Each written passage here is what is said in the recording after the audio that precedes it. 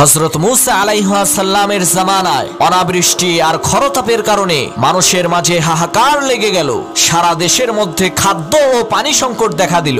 রোদের উত্তাপে গাছের পাতাগুলো নুয়ে পড়ল, গৃহপালিত পশুগুলো মৃত্যুমুখে দাবিত হলো। এই দৃশ্য দেখে হযরত মুসা আলাইহিস সালাম তার উম্মতদেরকে সাথে নিয়ে বিশাল এক ময়দানের মধ্যে নামাজ পড়ে মহান আল্লাহ তাআলার দরবারে বৃষ্টির জন্য দোয়া করলেন। কিন্তু দোয়া করার পর রোদের তাপ আরো বেড়ে গেল। হযরত মুসা আলাইহিস সালাম অবাক হয়ে আল্লাহ তাআলাকে বললেন, আল্লাহ ইয়া রাব্বাল আলামিন, প্রচন্ড তাপদাহে আমরা শেষ হয়ে যাচ্ছি। অসহ্য গরমের কারণে আমাদের জান কণ্ঠনালীতে এসে গেছে। আমরা তোমার কাছে বৃষ্টির জন্য দোয়া করলাম, রহমানুর রাহিম, কিন্তু তুমি বৃষ্টি না দিয়ে রোদের তাপ কেন বাড়িয়ে দিলে? তখন আল্লাহ তাআলা ওহী নাজিল করলেন, হে মুসা, তোমার সামনের এই বিশাল জামাতের মধ্যে একজন লোক আছে যে 40 বছর পর্যন্ত আমার নাফরমানি করছে।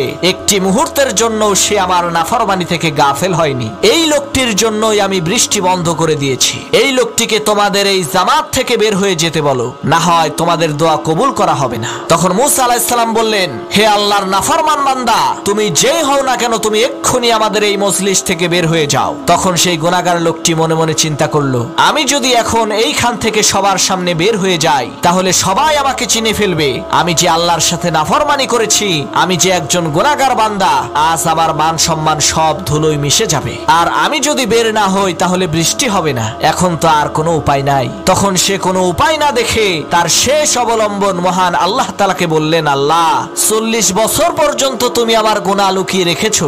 আজকে এই হাজার হাজার মানুষের মধ্যে তুমি আমাকে অপমানিত অপদস্থ করো না, তুমি আমাকে ক্ষমা করে দাও। আল্লাহ রাব্বুল আলামিন তাকে ক্ষমা করে দিলেন, আর সাথে সাথে বৃষ্টি নামা শুরু হয়ে গেল। হযরত মুসা আলাইহিস সালাম বৃষ্টি দেখে অবাক হয়ে বললেন, আল্লাহ, এই মজলিস থেকে কেউ তো এখনো বের হয়নি। সেই গুনাহগার লোকটি এখনো পর্যন্ত এই মজলিসের মধ্যে আছে, তাহলে বৃষ্টি কিভাবে শুরু হলো? তখন আল্লাহ তাআলা বললেন, আমার যেই বান্দার কারণে আমি বৃষ্টি বন্ধ করেছিলাম, আমি আমার সেই বান্দার কারণেই এখন বৃষ্টি দিয়েছি। তার জীবনের সমস্ত গুনাহ আমি ক্ষমা করে দিয়েছি। তখন মুসা আলাইহিস সালাম বললেন, আল্লাহ, সেই গুনাহগার লোকটাকে আমরা তাকে একটু দেখতে চাই। আল্লাহ তাআলা বললেন, মুসা, আমার সেই বান্দা 40 বছর আমার নাফরমানি করেছে, তবু আমি তার নাম প্রকাশ করিনি। আর আজকে তো আমি তাকে ক্ষমা করে দিয়েছি, তাহলে কেমন করে তার নামটা প্রকাশ করতে পারি বলো?